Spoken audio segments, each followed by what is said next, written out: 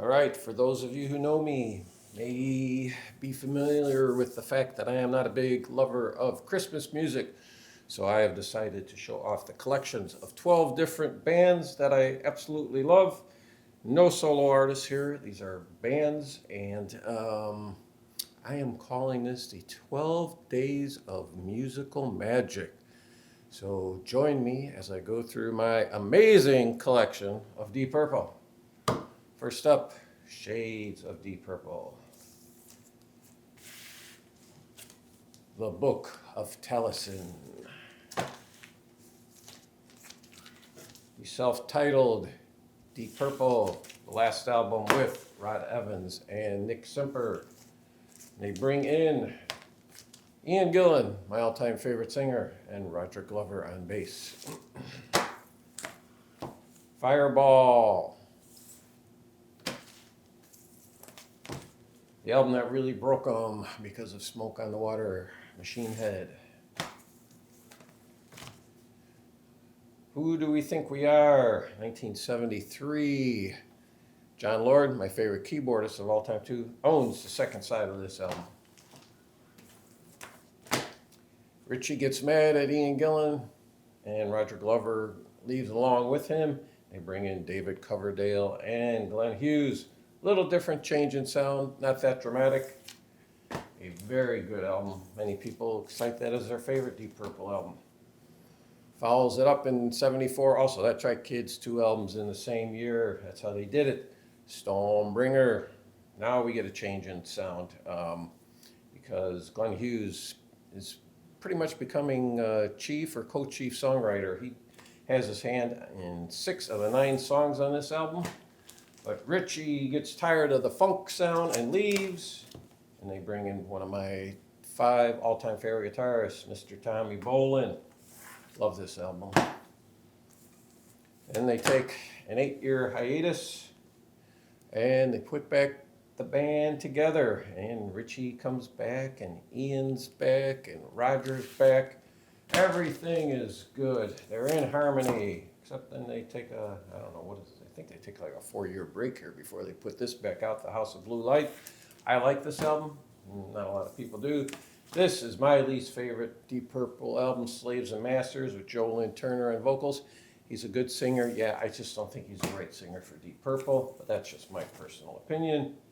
The Battle Rages On. I forget, this is 93, I think. Appropriately named album. And once again, Richie's gone after that. 1996. Come back now with a new guitarist, Steve Morse of Dixie Dregs and Kansas fame.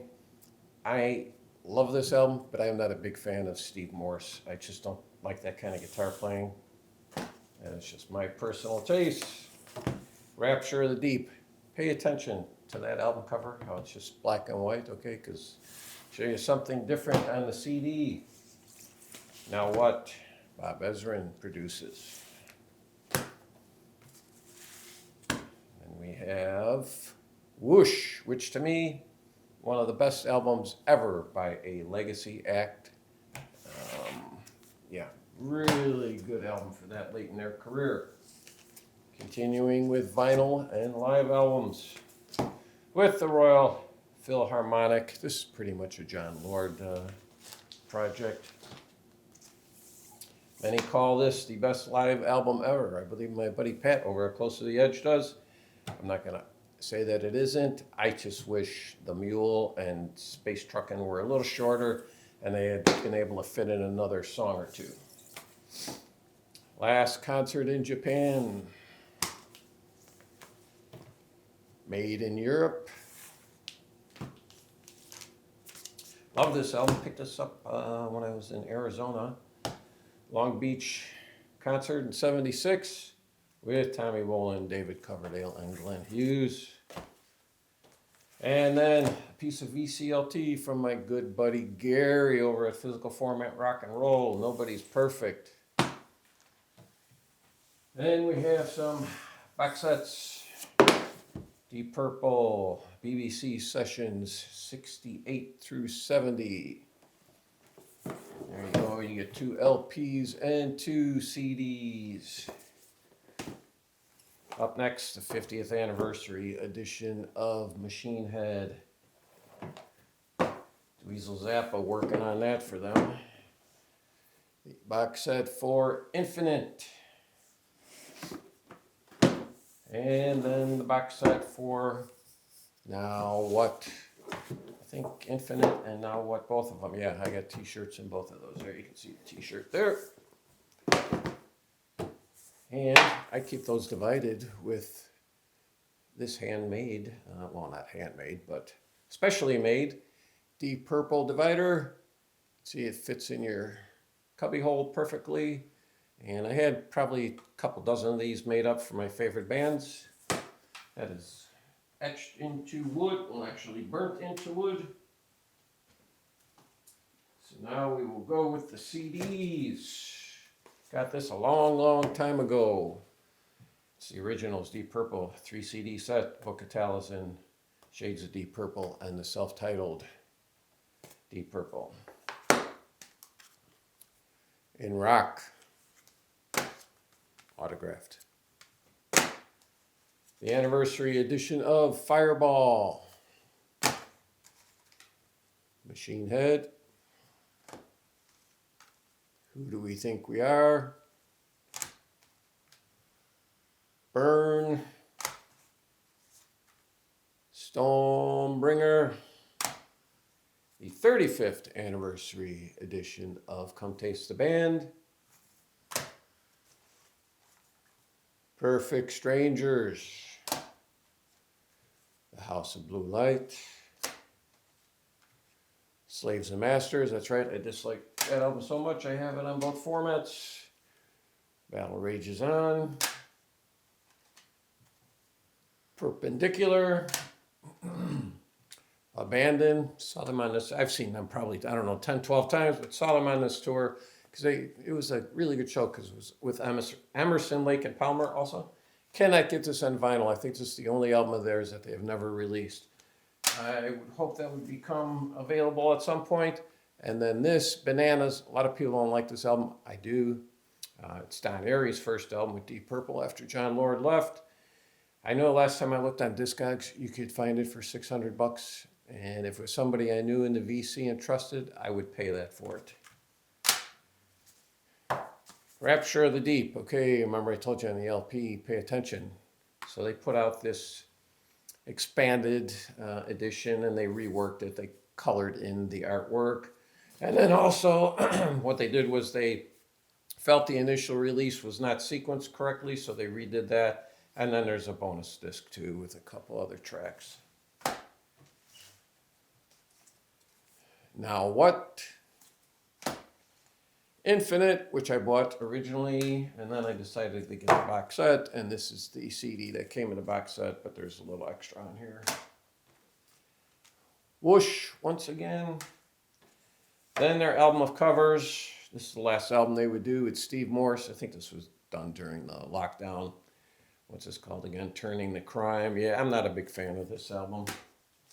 And then Equal One, their first album now with Simon McBride, who has replaced Scott Morse, which I am all on board for.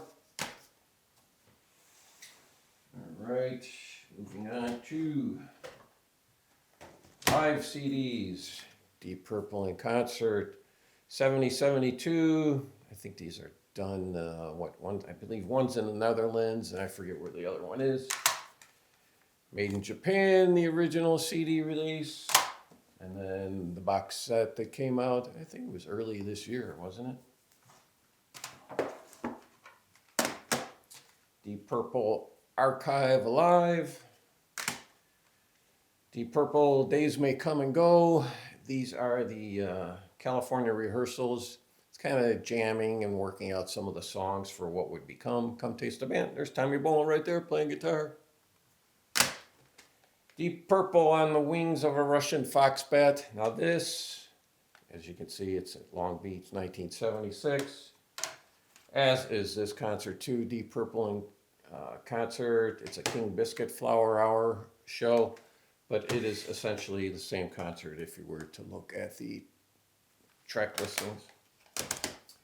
Then we have Come Hell or High Water, which is the Battle Rages On tour. Now this is a shortened version because there's only 9 songs on here. But then Deep Purple re-released this later. This is same show at Stuttgart, Germany, 1993. But now it's 2 CDs. You get the entire show. So, and last but not least, I have my books on Deep Purple. We have A Matter of Fact, Getting Tighter, Deep Purple 68 through 76. Oh, there's Tommy Bolin again. And we have Smoke on the Water. What else are you going to call something about Deep Purple, huh? Perfect title. Then we have The Complete Deep Purple by Michael Heatley. And then we have the updated edition, because I need that. And we have a couple of the on-track books. This is a combo kind of Deep Purple and Rainbow. That's every album, every song, 68 through 79. And then this is Deep Purple on-track, every album, every song from 1984 onward. And then my favorite book about Deep Purple, it is called Wait for the Ricochet. And it tells the story of the recording, the writing, the touring of their album In Rock. So there you go. That's it. That takes care of the first day of Musical Merriment. I will be back tomorrow with another one of my favorite bands. Thank you.